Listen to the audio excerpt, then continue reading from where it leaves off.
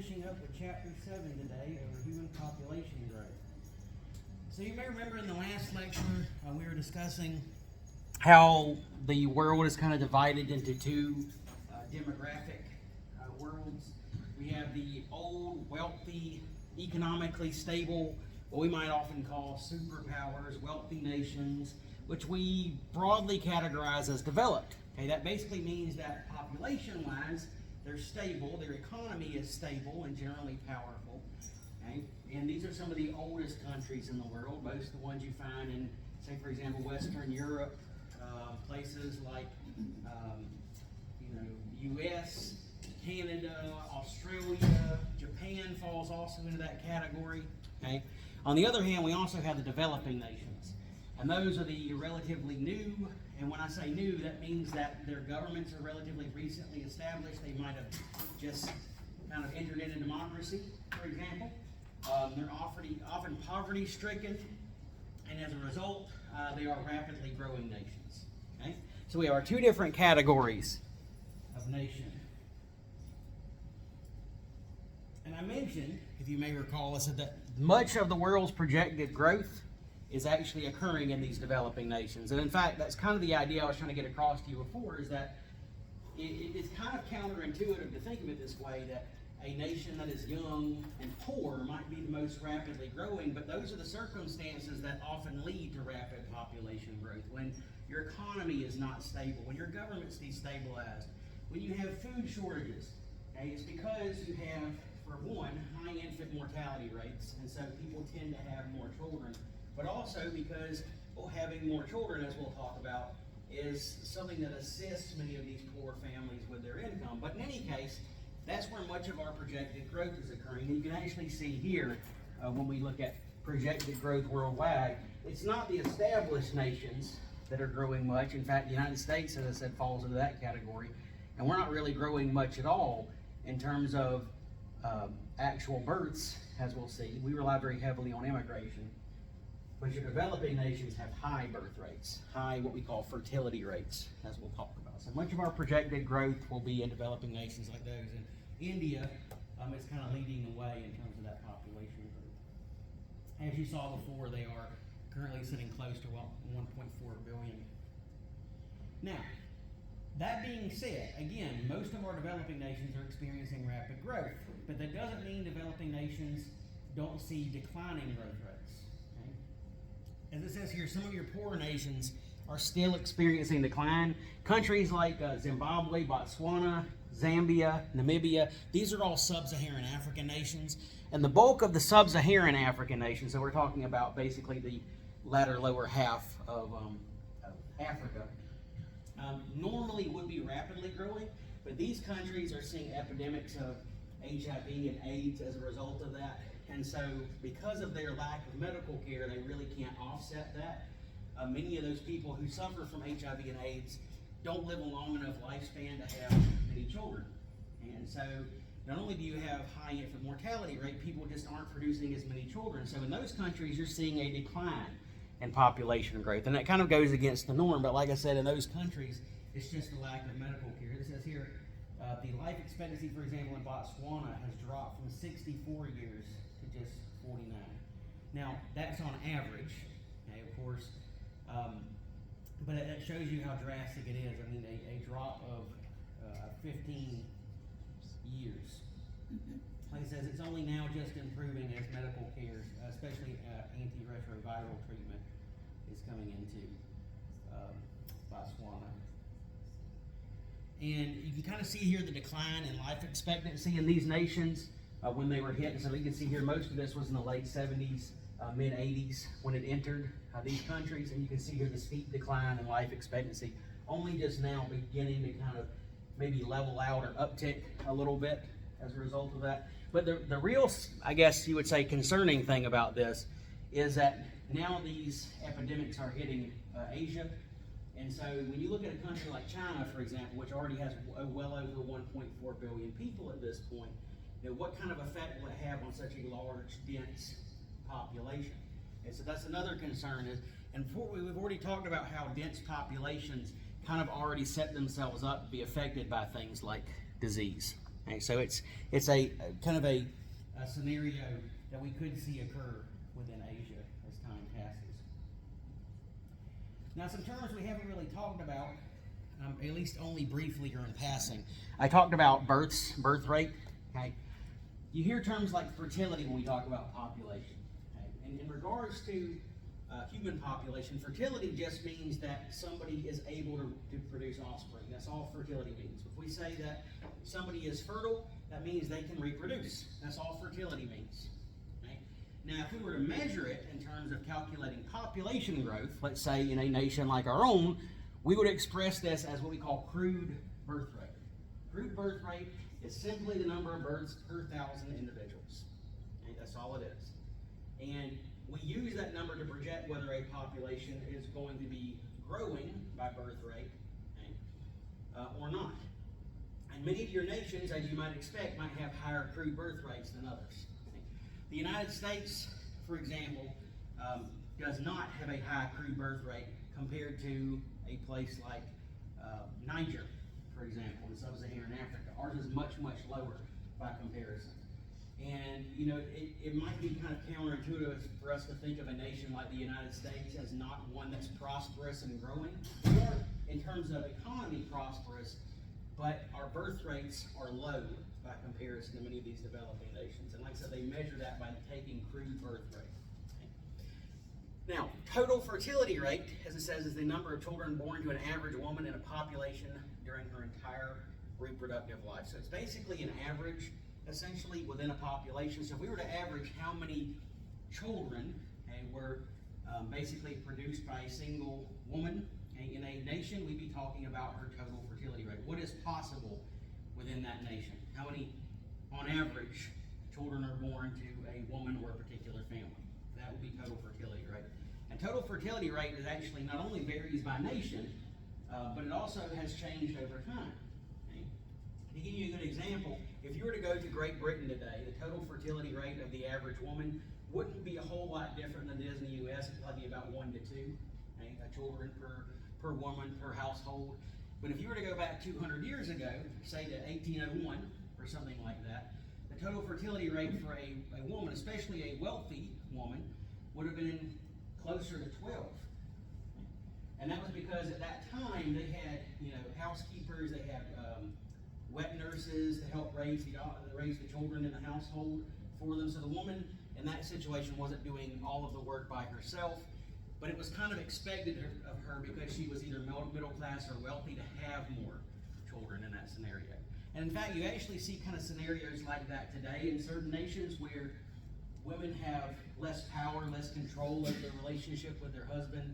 They're expected to have more children just because the father has all of the control. You see that in some nations, especially in the Middle East and in Africa, as we'll talk about, where having more children kind of gives the father figure a form of power or control. So there it may be a bit different, okay, the total fertility rate in that case. So we'll talk more about that. Zero population growth. Okay. So this is essentially, when we say zero population growth, that's basically when growth in a nation stabilizes. Okay? That's essentially where births kind of meet deaths. It's essentially what we talked about before with carrying capacity, when everything kind of levels out and it stabilizes. There's really no positive or negative growth in a case like that. Everything just kind of stabilizes. Okay? For that to happen in a nation, you have to have several generations of what they call replacement level fertility. So what does it mean by replacement level? If I was to say replacement level fertility, what do you think that would imply?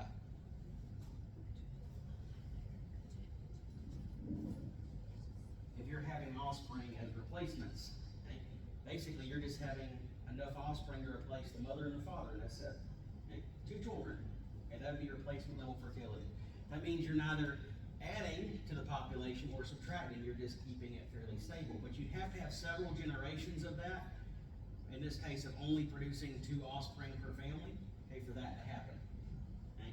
But if that happens for several generations, and eventually the entire nation's population growth just kind of straight lines. Okay? Neither grows nor falls. Okay? And you're actually seeing many of our developed nations like for example in Western Europe, already at that point of zero population growth, and there, as I was telling the student on Monday, that's because in those nations they're relying very heavily on immigration to kind of solve that problem. And the births in this case are not enough to offset their population growth. Okay?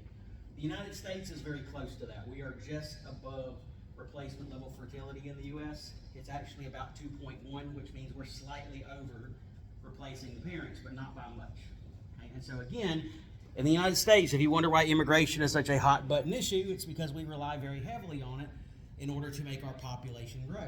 It's not birth rates that are increasing population in the U.S., but it is immigration in that case. Just to give you an idea, these fertility rates, like it says here, have declined globally. Okay, like it says here, the only place they have not really declined as a whole is Africa, but everywhere else, fertility rates have declined. And I mentioned this before at the beginning part of the lecture, but I said that, you know, one thing we might be concerned about was, are we approaching a carrying capacity on planet Earth? Are we starting to kind of level off? Okay? That's evidence that we may be. Okay? The fact that fertility rates are declining globally. And even in some of these African nations, even though they may remain high, they are still somewhat declining. Okay? So we are seeing possibly a leveling out effect. Okay? In this case, we might be approaching a carrying capacity. Give you some examples, as it mentions here in Mexico. 1975, on average, the fertility rate was 7. Okay? Today, it is just at 2.3, so slightly above replacement rate. In Iran, from 6.5 to just over 2 in the last 35 years or so. Okay, so we are seeing fertility rates declining. And like I said, even in these sub-Saharan African countries, it still remains high, so it's just at 5 on average. Okay, so remember that when we say sub-Saharan Africa, we're talking about a multitude of countries in Africa. So if we take the average of that, it's 5. Still high, but you can see that it's trending downward. Okay, so it remains high, but it's declining. Everywhere else, it has declined to just above replacement rate. Okay, so just replacing the parents in this case.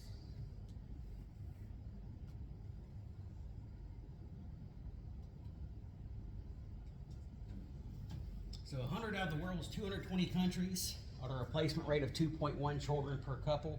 Most of those are the developed nations that we talked about.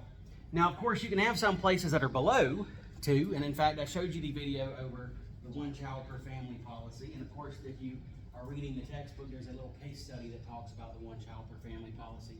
That's one of the rare cases where you see a nation that is below replacement rate. In that case, as you can see here, it's 1.54, or at least it was in 2010. It's actually lower than that now. As when this book was published, it's lower. That being said, that was because of that, bold national policy that they instituted. Okay? One which, many would argue was ethically, morally wrong, but yet it was effective in lowering their fertility rate. In the case of China, if you may remember, that the whole idea behind that strategy is their population was growing so rapidly that they were facing a shortage of infrastructure to support all of the people that were being born. They were facing the prospect of not being able to produce enough food, and so they had to institute some type of policy to curb their population growth. And that does show it is possible to do so, even though it is, again, morally questionable in that situation. It does show it's possible. There are some nations that are attempting this today. India has basically done the same thing in the past, although one of their strategies was also morally objectionable. In the 70s, they actually instituted programs to chemically sterilize women, and so in this case, prevent them from having any children at all. And of course, they walk back on that over time. But many other countries have tried to adopt strategies to curb this population growth, although we're seeing them do so in a much more morally acceptable way these days. As I says here, one concern we have is if all countries were like China, global population could decrease to 6 billion by 2150. So that means if all countries were below a 2.0 replacement rate, in this case close to what China is today, we would actually see a tremendous decrease in population. Whether we institute policies like that or not would be down to the nation. Sorry, I showed you the video on that. So fertility, of course, is a positive factor in terms of population growth. And what about negative factors? Well, crude death rate is how we express the rate of death in a nation. When we mention death as a factor, by the way, similar to how birth is represented by fertility, death is usually represented by mortality. Okay, that's the term we use for that. But crude death rate is simply, it's just kind of like with crude birth rate, it's just the number of deaths in a nation per 1,000 individuals. And a number of things can affect crude death rate in a nation. The biggest factors behind crude death rate are improved medical care, okay, sanitation, and food supply. Okay? Those three factors are, and I would say probably among those, medical care are the biggest factors in terms of decreasing crude birth rate. And as you might expect, your developed nations like our own have very low crude death rates. On the other hand, you can compare them to a poor nation, okay, like again, one of these sub-Saharan African nations, their crude death rates are very high. What I want you to take away from this is that it's very much like what we talked about before when we were discussing population growth of organisms in general. Population growth is down to whether your birth rates are higher than your death rates. And so when a population is growing, it's got to have a higher birth rate than, in this case, it's death rates. It's crude death rates in this scenario. Okay, so we look at those two factors primarily when we are talking about whether a population is growing or not. As it says here, a 20 per 1,000 usually is not uncommon. And some of the worst, maybe I would say most impoverished nations in the world, you might see 30 per 1,000 individuals, where in wealthier countries it's usually below 10 per 1,000 for crude death rate. Now, death rate is also sensitive to what we call age structure in a nation. So what is age structure? Simply put, age structure is just the proportion of individuals you have at different ages in the nation. So, for example, what is your percentage of elderly in that population? Okay? What percentage of your population is elderly? Okay? Or what percentage is very young? Okay? Say, for example, how many people in your nation are between the ages of 1 to 14? Okay? How many are middle-aged? If you break it down by percentage and you look at how many individuals fall into those different age classes, and we're looking at age structure. In a nation that has, say for example, more elderly in it, and say for example the population is 30 to 40% elderly, would you expect them to have a higher crude death rate or a lower crude death rate? Higher. Okay, so if you've got more elderly, that means in the coming years, okay, in this case, they're going to be reaching the end of their lifespan, and so your crude death rate is going to go up. Okay? And that's exactly what you're seeing in Japan. I mentioned Japan before has basically the issue of having people above retirement age increasing in percentage in their populations. They're having more elderly, and their birth rates are already very low. Okay? So they have very few children. So if we were to divide that by percentage, we would see they have a much higher percentage of elderly people. And so, as I told you before, their population is actually declining as a result of their higher crude death rate in that scenario. So it's not always about sanitation, disease, or food supply. It may be a product of, well, in this case, people just living longer.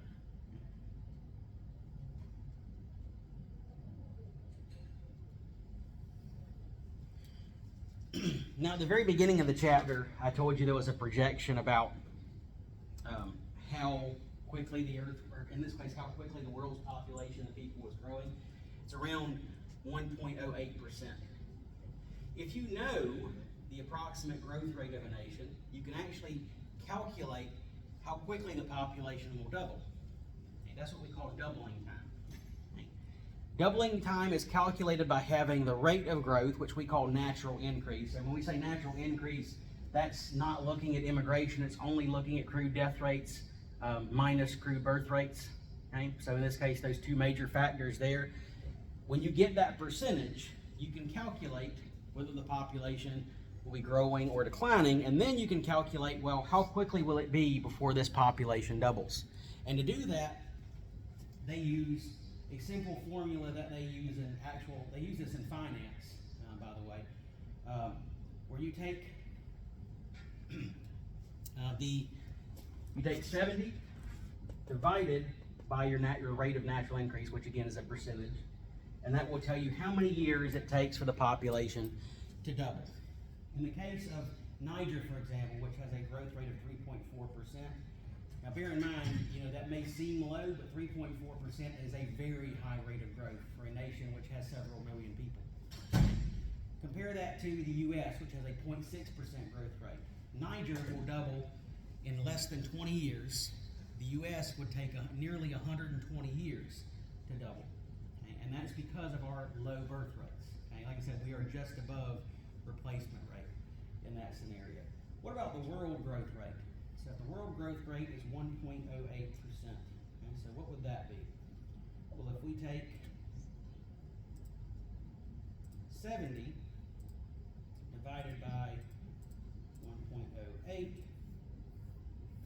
just about 65 years for our population to double. Now, bear in mind, first of all, yes, we're sitting at 8 billion people right now on planet Earth. That would imply in 65 years we would be looking at 16 billion. Okay? Now, do you think that rate's going to stay the same? That rate of natural increase is going to stay the same based on what we talked about? Do you think birth rates will always remain high enough to maintain that? No. Yeah, birth rates are, as I told you before, our fertility rates are declining. Okay? The death rates also will decline, mainly because of improved medical care and sanitation. So eventually they're going to kind of meet in the middle. We talked about before, zero population growth. When that will happen, we don't know. But the idea is it's not going to stay at 1.08%. Okay, it's probably going to keep falling over time. Okay? Where it will stop, we don't know. Okay? But the point is, in any case, is that you can calculate doubling time, assuming the rate of the population's growth doesn't really change. Although generally it does. And here you can see some of the nations in the world shaded based on their approximate doubling times, with the dark purple being the longest doubling times. In this case, you can see those are associated with our older, wealthier nations, the developed nations. On the other hand, those in white or kind of pale purple there are the fastest growing nations in the world. And you can see that the bulk of those are in Central, South America. Brazil is a relatively developed nation in South America, but it is still rapidly growing. You compare that to Africa, Sub-Saharan Africa, all rapidly growing. The Middle East, India falls in that category, Southeast Asia. Right? Although, as it says here, there are some nations we don't have enough data on. Russia, for example, doesn't provide enough census data for us to accurately calculate whether they are going to be doubling or not, although evidence shows their population is growing, at least at this point in time.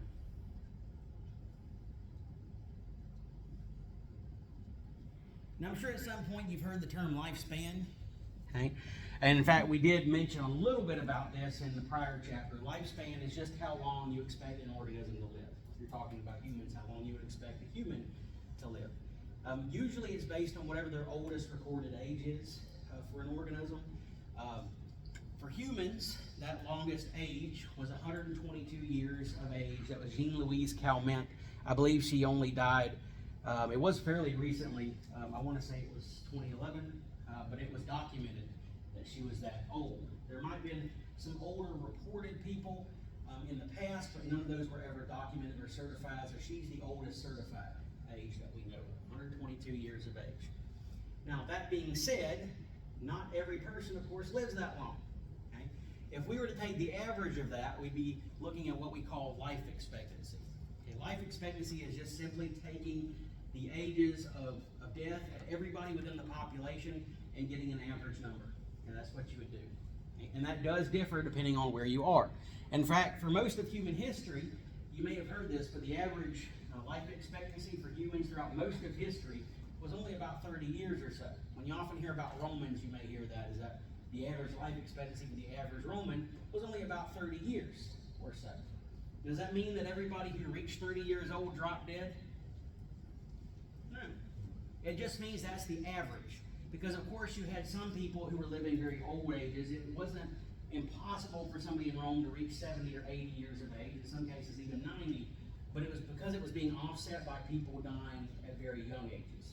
In this case, high infant mortality rates. Okay?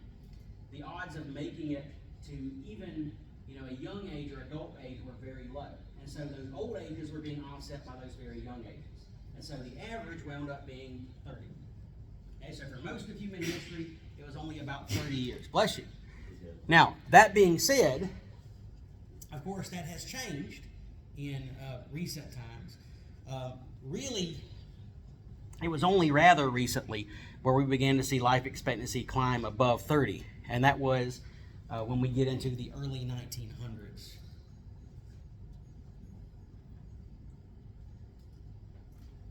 Like it says, in 1900, the world average for life expectancy was still around 30 years of age. It was only when we began to discover the linkage between things like bacteria and disease, we developed antibiotics, we developed better sanitation, right? And we saw increased food supply where people then started living longer. Okay? By 2011, it was closer to 70 years. Okay? In the United States, in general, today it's close to around 78, about 77.5 or 78 is the average or mean life expectancy in the U.S. As it says here, the general factors were improved nutrition, sanitation, medical care, a lack of disease, warfare, and famine. And even today, where you still see life expectancy fairly low, it's because disease still runs rampant, because there's warfare and there's conflict. In fact, some of the places on earth where you see the lowest life expectancies are places where governments are destabilized, where dictators basically continue bloodshed and warfare in those nations, and so it drops life expectancy way down. Okay? So those are the places in the world where you might see that still occurring today. But in terms of increasing life expectancy, how has that affected society as a whole, or at least in this case, maybe human behavior? Well, as it says here, if you look at 1900, the average life expectancy for a woman, 36, for a man, 34. The age of marriage was far, far lower. Okay? That's something we look back on and it kind of boggles our mind that people would get married at such a young age. But remember, they weren't often living as long. And so as soon as they were old enough to start a family, they would do so because they never knew exactly how long they were going to live or how long they'd be able to raise their children. And so, yes, that impacted their age of marriage. Okay? It was much lower on average. Okay? Their number of years in school, well, they didn't have time to devote much, in this case, much of their life to years at school, so many of them remained illiterate for much of their life, okay? If not their entire life. 1950, the life expectancy for a woman, 53, for a male, 51. Age at marriage has climbed a little bit, okay? Especially for the woman. In this case, what you see in the United States especially was that women now had more rights than they had in the past, so they could get to make more decisions in the household. Some of them were pursuing careers at that point. And notice that, well, it was becoming standard to spend some time in school. Okay. By 2000, 71 for a woman, 67 for a man. Age at marriage, of course, you can see here now within the mid-20s, and even more time spent at school. Okay. So life expectancy has shaped, in this case, how much time we devote to, raising a family, being in relationships, going to school, okay, getting educated. Okay. It has certainly shaped society as a whole, at least in the United States. But we do see trends like this the world over. Now, as I told you before, the nationwide life expectancy is about 77.5 or so. I think it's climbed closer to 78 these days in the U.S. Now, on that note, it does vary across the United States. Okay? So there are certain areas where lifespan is higher or lower. For example, the book mentions that some of the highest life expectancies in the U.S. are the Asian American women in Bergen County, New Jersey, and many of them live far, far older than the national average. So you'll see many of them in their late 80s, 90s, and not just old, but in this case, very active and energetic and part of their community. And we're not really still quite sure why. Some of them say it's possibly the New Jersey air, although I doubt that highly. But maybe it's their food, or the whatever water they're drinking. We're not quite sure what's causing it. I have looked it up, but it is higher than the national average. On the other hand, some places it's far, far lower. So if you look at some of our Native American reservations in the U.S., like for example Pine Ridge in North Dakota, some of those have some of the lowest life expectancies, especially among males in the United States. And part of that is because in those reservations, those are essentially like poverty-stricken nations themselves. They're impoverished, they're poor, they're often poorly regulated. But the other factor is that diabetes runs rampant in some of these reservations, and alcoholism, and so that shortens life expectancy quite considerably for some of these individuals. So you can see in the United States it does vary quite a bit, but all of those things are what create the average that you see here, the 77.5. So we have some low and we have some high, but it averages out around close to 78.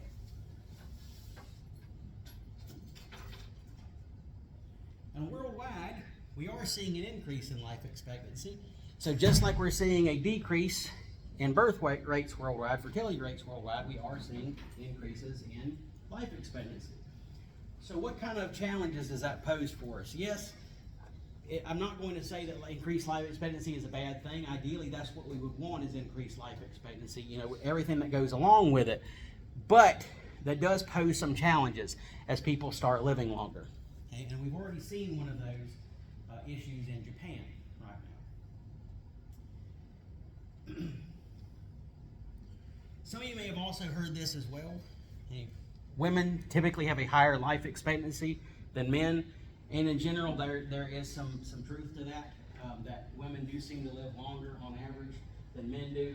And whatever reasoning somebody may come up with to explain this, we're still not fully sure as to why that's the case, although there are some studies that show that testosterone has a kind of a stress-inducing effect, and decrease, in this case, it's decreasing life expectancy in men. But if you look at the past, it may be due to maybe more strenuous or more dangerous work. When you also look at men being drafted into the military, dying in warfare, you may see in the past increase death rates among men. Today, we're still not quite sure why that is, but definitely there does seem to be a discrepancy there. What about income? What kind of effect does that have on life expectancy? You would expect that the more money somebody has, the more income they bring in, well, the more happy they're going to be, the more comfortable they are, the longer lifespan they'd be able to live. But that's only true up to a point. And interestingly, studies have shown that an income of no more than $4,000 annually is enough for somebody to live comfortably and stably. Now, we adjust that for inflation, of course, because that's not what we might consider to be middle income in the United States. Okay? But what they're saying is, if you were to average it out worldwide, okay, and in this case, if all currencies were equal in this case, then that would be the stable number for survival and comfort that you would need. And that basically shows that up to a certain point, I guess what you could take away from it, up to a certain point, doesn't matter how much money you have, it's not going to increase your life expectancy any further. Okay? It's when you start talking about things like access to basic medical care, food, possibly, modern sanitation like sewage, things like that, sewer treatment, where when you fall below that number, then it does start affecting your survival. Okay? Give you an idea, I'll come back to this, but you can see this here. So median income, you can start to see as it climbs above 4,000, it just kind of levels off. Life expectancy doesn't really change. It's only when you fall below that number that you see life expectancy really start to drop. Okay? So it's up to that minimum number, about 4,000 on average per person.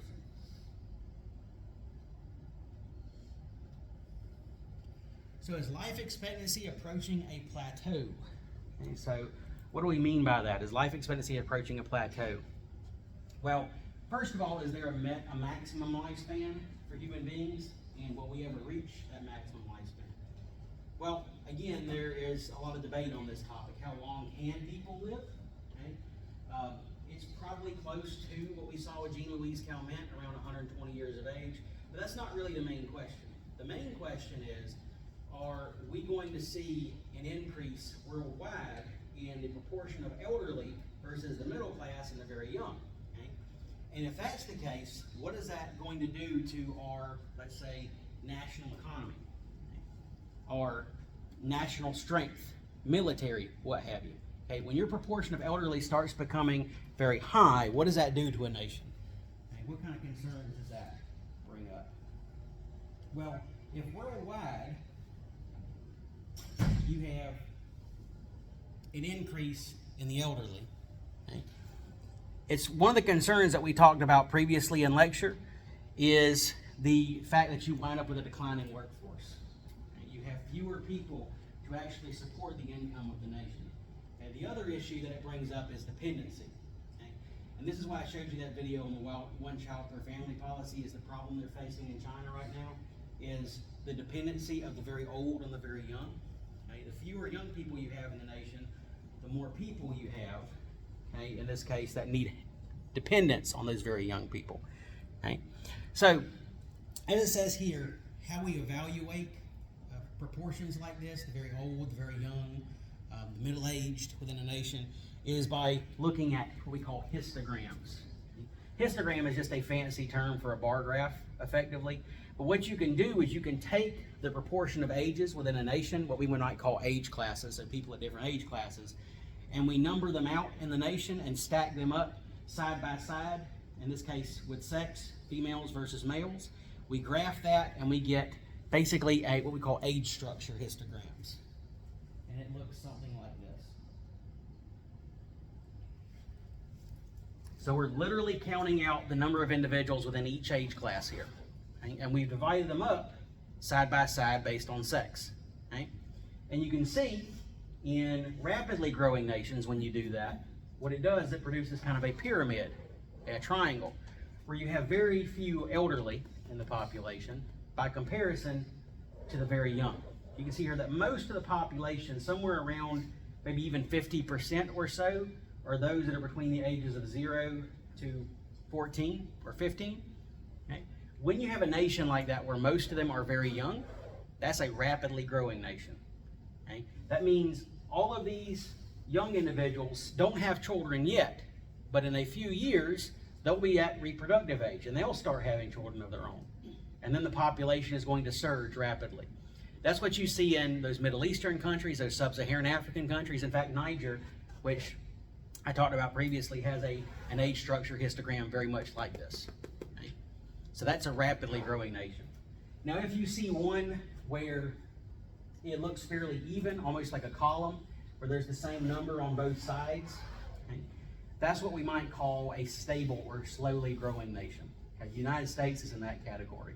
Okay? We have basically the same proportion of very young to middle-aged to very old. Okay, maybe it kind of tapers off because you have much fewer individuals above 85, but for the most part, it's fairly consistent. Okay?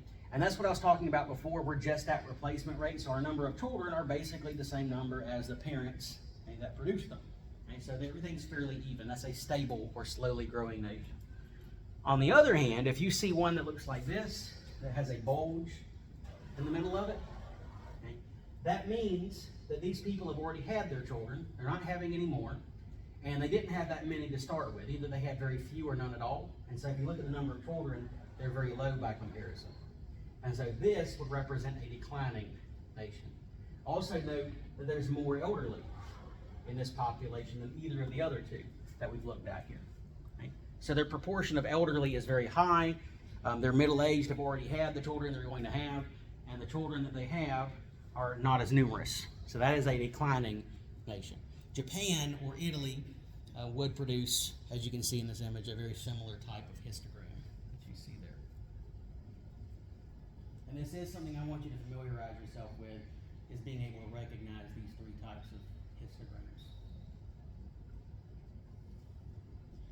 So I mentioned that dependency ratio.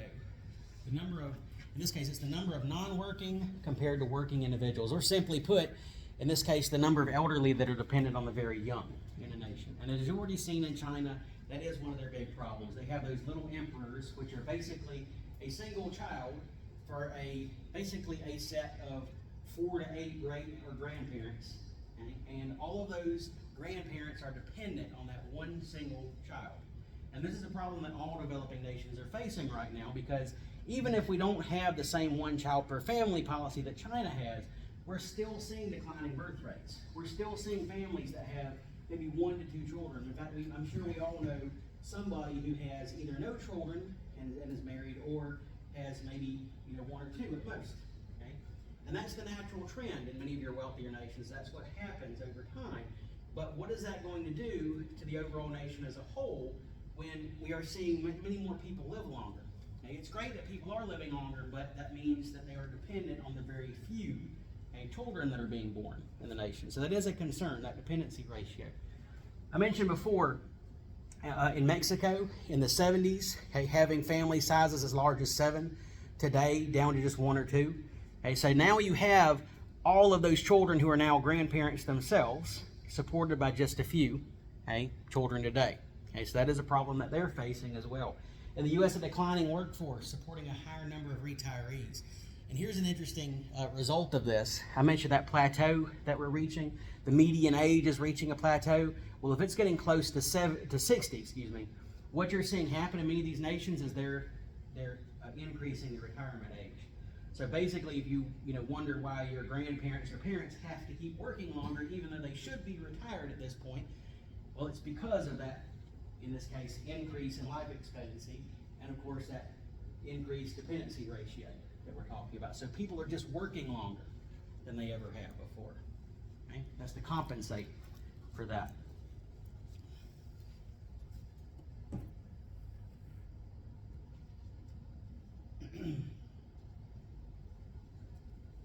Pronatalist pressures.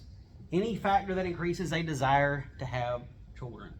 And many things can act as a pronatalist pressure, as it mentions here. Source of support for the elderly. We just got finished talking about that. I mean, there's that whole need, especially in China, of that familial, they talk about that familial kind of relationship dependence that they have. So in this case, having children to support yourself in your old age, some people do that exclusively. High infant mortality rates. In many of your poorer nations in the world, those high mortality rates among their infants basically create a need to have more children. Okay? The fact that you don't know whether your child is going to make it to age 1 or not, you have to basically replace those who are lost. It's a sad fact in many of these nations to do so. Societal status. Sometimes it's actually seen as kind of a stigma to not have any children at all in some of these nations, especially the developed ones. It's seen, as a blemish on the whole community when somebody doesn't have children. And so there's this increased pressure from their society to have more children, or just have children at all. Parental creativity or accomplishment. I'm sure you've heard of people living vicariously to their children. And their children have opportunities they may never have had growing up.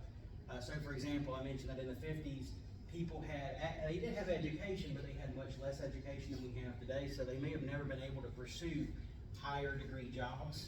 Okay? They may not have been able to go to college, and so many of these parents now are basically having children and giving them opportunities they couldn't have had growing up. Okay? So they can go off to college, like many of you are right now. I know some people here are first generation college students, so you might be the first person in your family to go to college.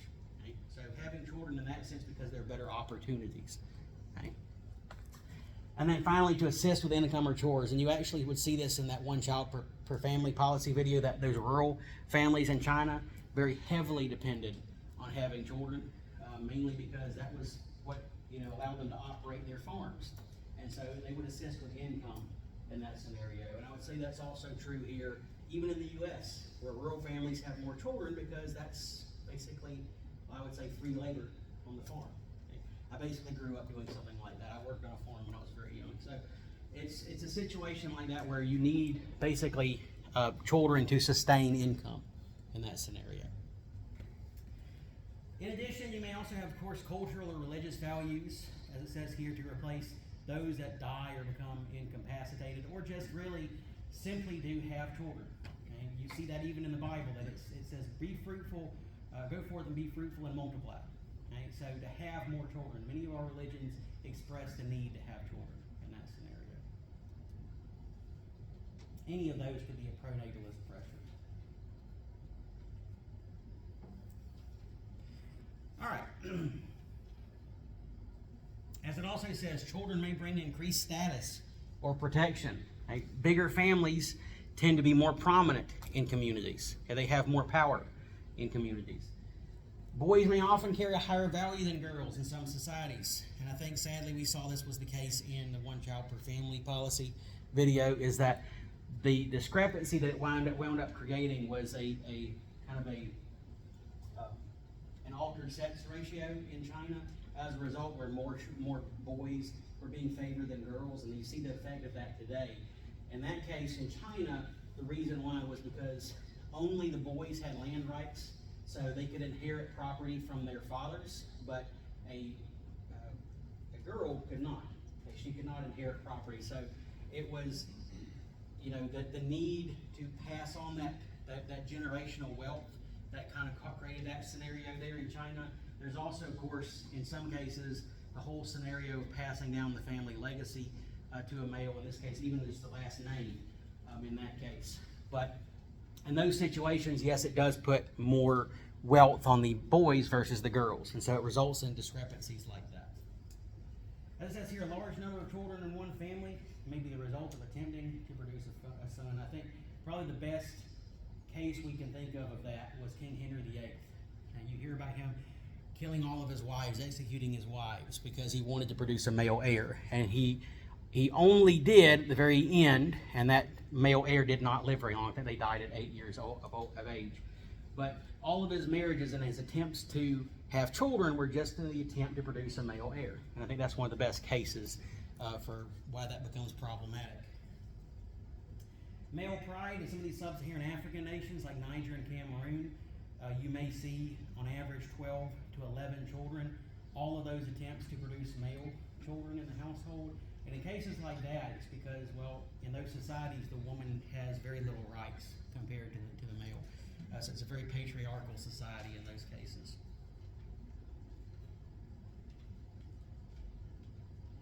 What that also tells us is that when we grant rights, freedom to women, then we often see that they make decisions. They're then allowed to make decisions about child rearing and childbearing.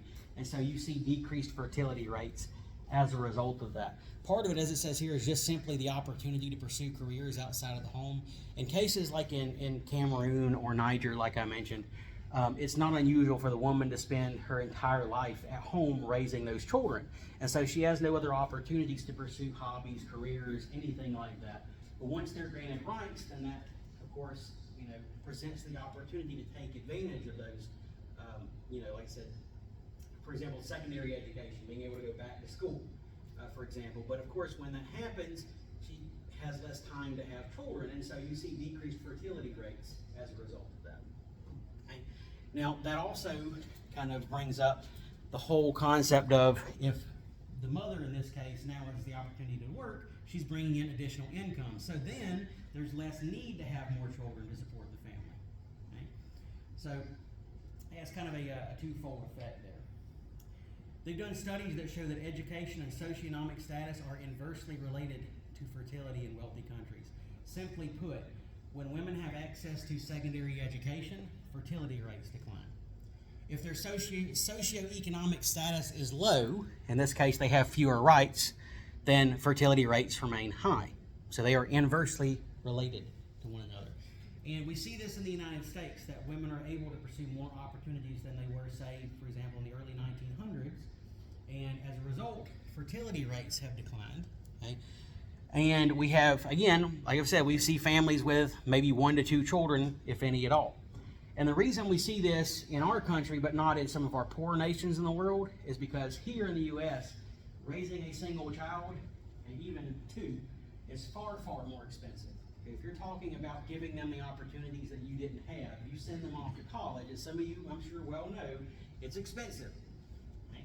So you might be looking at, for a single child, $250,000 plus just in education alone. Okay? But if you talk about a third world nation, well, it doesn't really cost much to have a child, okay? And because you're not really sending them off to school, they're not pursuing other careers. The other thing, of course, is that they may even bring in income, okay, if they're working on a farm, for example. So having more children is actually more of a financial benefit rather than a burden in that scenario. So that can explain that big discrepancy in family size we see in developed nations and your developing nations.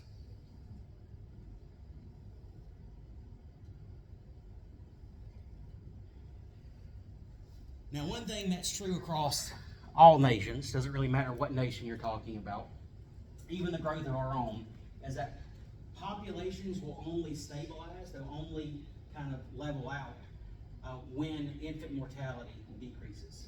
And when infant mortality drops off, then we see fertility rates drop off, and the population begins to stabilize.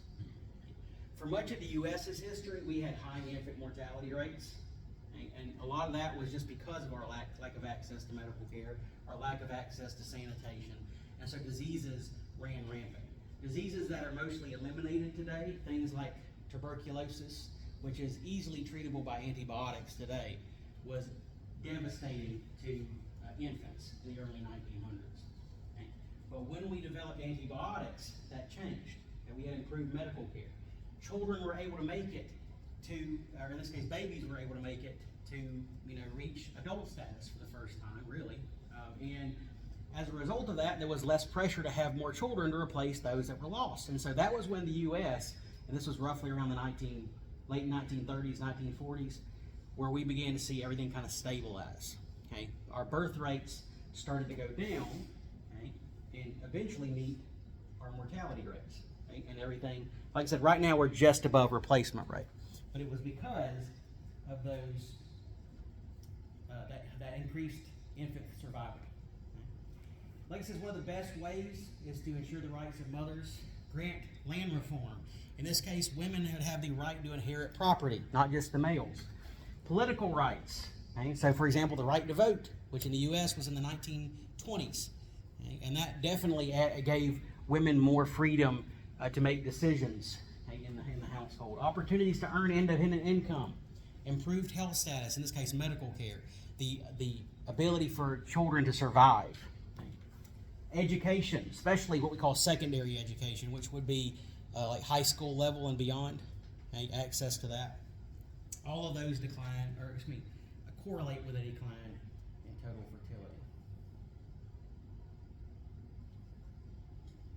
And I wanted to show you this, that we know that granting some rights to women, of course, does correlate with a decline in fertility. In this case, just secondary education alone, access to being able to go back to school. Okay, not just the ability to learn to read, which would be in your what we call primary school, but going back and getting high school education and beyond, as you can see here, causes a decrease in fertility. As women are able to make more informed decisions, have more control in the household, then they can decide, when and how many children they want to have.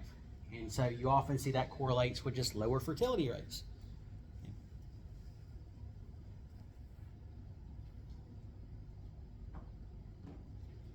One thing they're able to do is to plan how many children they want to have, make informed decisions about that.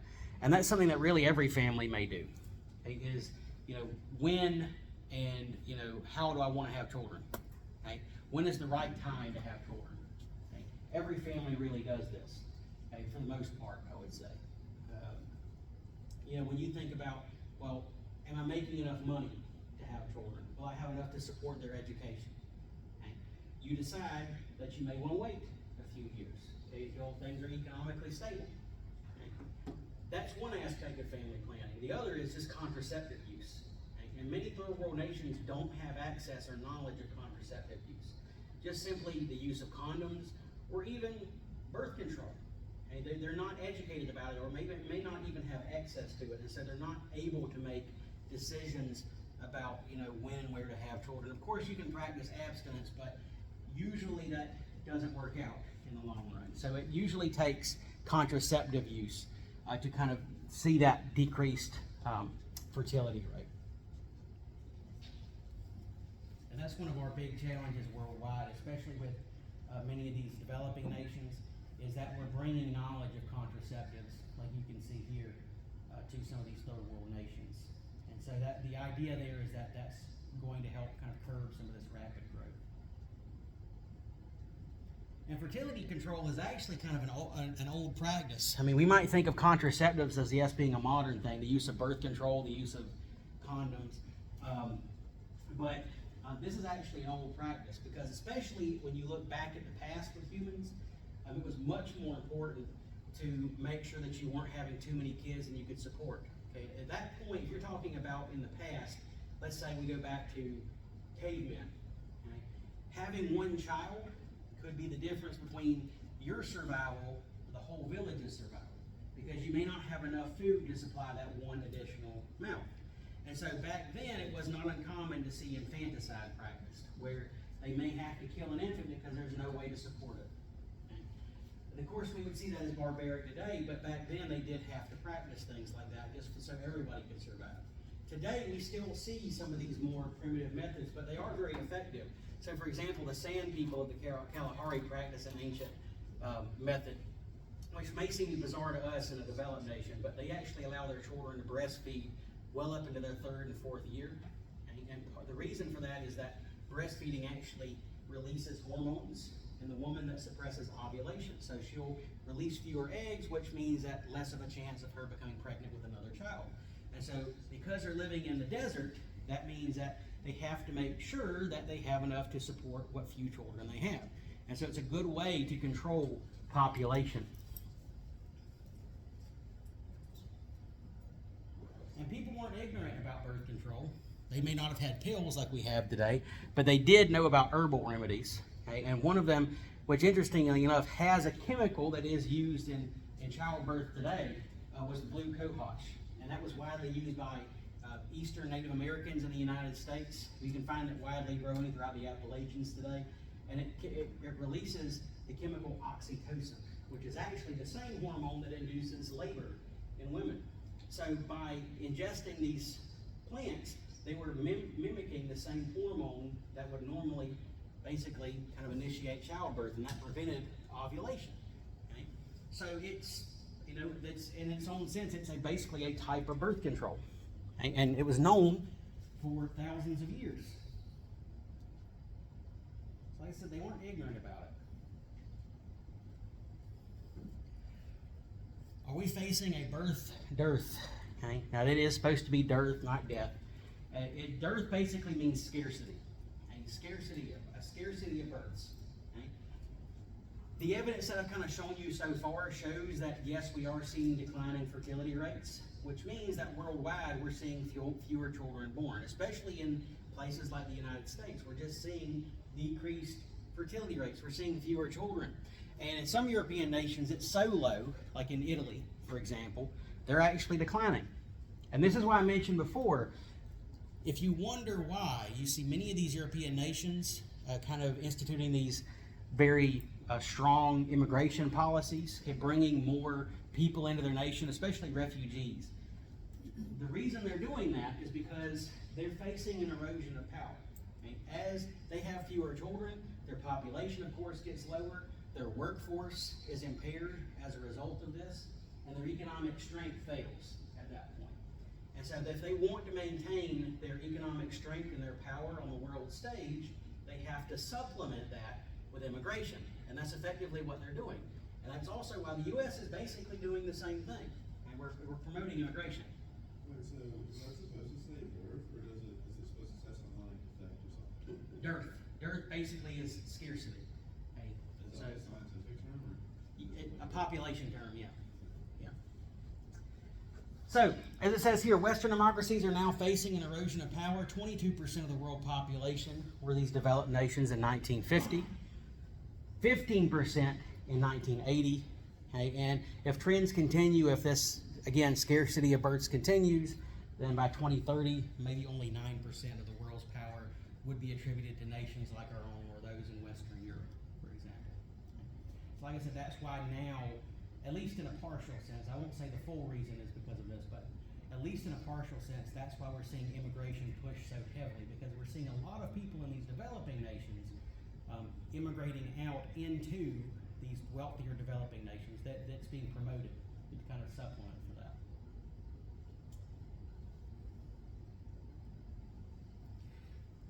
Now, some see this decrease in power as a positive thing.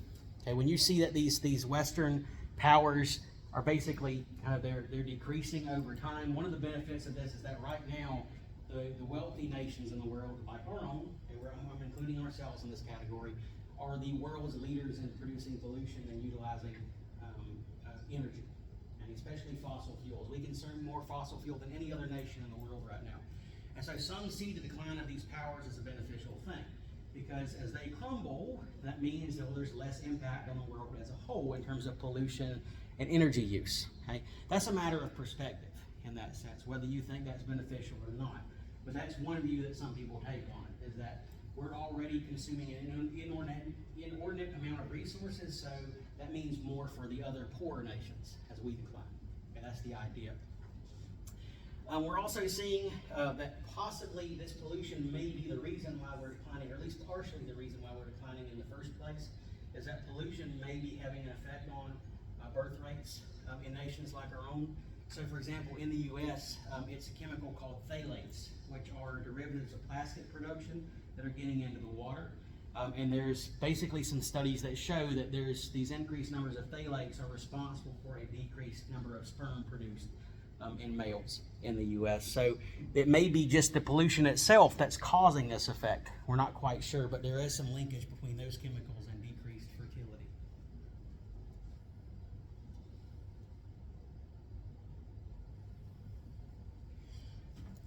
And just to show you some projections on population growth, because I don't really want to end this necessarily making it sound kind of bleak as a whole, is, as I've already kind of told you before, our growth rates, you can see here, it kind of peaked worldwide, and this was in the 1970s at 2.1, but slowly over time, growth rates are declining.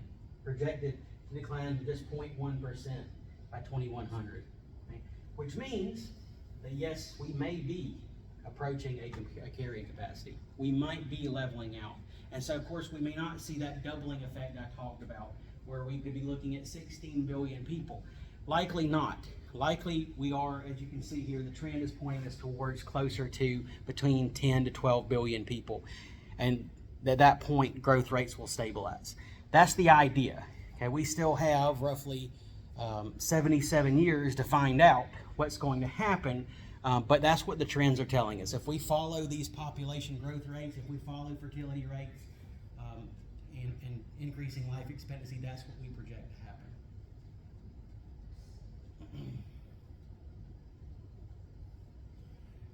And one thing I also want to end this on is it's easy to blame a lot of your poorer nations for the rapid population growth that we're seeing in the United States. We often see this kind of negative stigma associated with the poorer nations, that, you know, this increase in population is your fault. Why are you still having so many children? I still see that to this day, that, you know, you have all these people in these poor countries, and why do you continue to have children when your nation is so poor, when it's so hard to get food? Right? Well, it's easy to forget that basically they're essentially caught in what we call a demographic trap. Basically what I mean by this is it's kind of a vicious cycle where they're already sick and impoverished. They're having children basically to replace those that are lost. And those children inherit basically fewer resources, a more degraded environment. And it just gets worse and worse and worse. And so they're never able to escape that and stabilize their government and get to a point where they can modernize and be like a developed nation. It's basically a vicious cycle, and the children can't correct what their parents did. So it just gets worse over time. And so part of the solution to this problem is bringing sustainability to these nations, teaching them how to generate resources so they can preserve them for future generations, how to farm efficiently, how to harvest, you know, wildlife like fish efficiently, how to harvest trees efficiently, so that future generations can utilize them. That's what that whole Green Belt movement was about. Dwayne Mathai, I mentioned at the very beginning of the course, and we'll mention her again. So bringing sustainability to these nations and also stabilizing their governments, okay, bringing democracy to them, and getting some of these dictators and warlords out of power so governments can stabilize. So it's easy to blame them, but just remember that they are, many of them, trapped in this, like I said, demographic trap. Okay.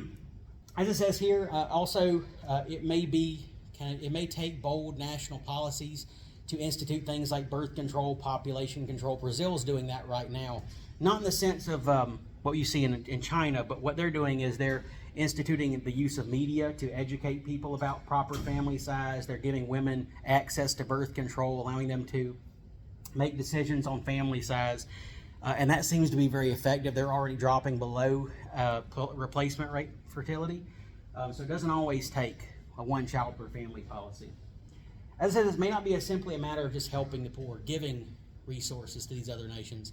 One of the concerns that some people have, depends on the perspective you take on this, is lifeboat ethics. And the whole idea behind lifeboat ethics is that it's just like if you had a single lifeboat that was kind of going away from a sinking ship, and it's already full of passengers. Think of that lifeboat as being a wealthy nation. And they basically say that if you allow other people to kind of try to climb onto the lifeboat, in this case you give resources to these other nations, then what it does is it makes you poor. It means that, for example, you'll rock the lifeboat and then everybody will fall out of it. So if you view individual nations as boats, taking in other nations or supporting them, many people see as, well, basically destabilizing us. Okay? And again, that's kind of an ethical or moral thing, what perspective you take on that. Many economists kind of lean towards that viewpoint, but it may be more about teaching rather than giving in that scenario. Okay, teaching sustainability rather than sharing resources, because that doesn't solve the problem in the long run. Anyway, like it says, most demographers agree the world population will stabilize between 9 to 12 billion people. The UN division shows 4 predictions, with the most pessimistic at being 25 billion. Again, based on what I've shown you already, I would hope that what you would take away from this is that it does seem to be stabilizing. We're not likely to see exponential growth like we see, or at least what we saw with most of human history. And like it says, some encouraging signs are it's increased contraceptive use. The fact that we're seeing that many of these women now, and men really as well, in these developing nations are using more contraceptives. They're being educated. Like it says here, an increase of 40% in the last 30 years. So we are, and that's like I said, while we see those declining fertility rates in sub-Saharan Africa, for example. But anyway, like I said, I didn't want to end us on, kind of a negative perspective on that we are seeing positive trends in population growth, and we are seeing effective national strategies to curb population growth, not like the one child per family policy. All right. So to review in this chapter, know the current global human population, and that's, I would mention for that one, don't go necessarily by the book, because the book's not updated up to this point. Just a few years makes a big difference. So the number that I projected at the beginning, again, we're around 8 billion people. When did the human population reach 1 billion? And so that's on the graph. That's in the very beginning part of the chapter. Anybody remember roughly when that is? We reached 1 billion? Over 200 years ago, 1804, we reached 1 billion people. Hey. What was that? Oh yeah, they're still taking census data. Not everybody, but they were still, most of your developed nations were taking census data at the time. Okay? So that's our projection on that. It's based on what we do know. Okay? So we may not know. Remember I said we never know exactly how many people are on planet Earth right now, but that's a projection. How much has the human population grown in the last century? Again, kind of refer back to that graph. For that one, it shows you how much we've grown over the last few decades or so. Compare, contrast the views of Thomas Malthus versus Karl Marx. They had, again, 2 opposing views on population growth. Review IPAT, what is demography. Review the difference between developed nations and developing nations, and I've given you plenty of examples of both types of nation. I would expect you to recognize them as you see examples. Fertility, crude birth rate, and note the decline of fertility rates worldwide, which we went over today. What must occur for a nation to reach zero population growth? What is replacement rate in most developed nations? How do we calculate doubling time? Okay, so which I went over there. It's pretty simple. It's 70 divided by whatever the rate of increase is, natural increase is for the nation.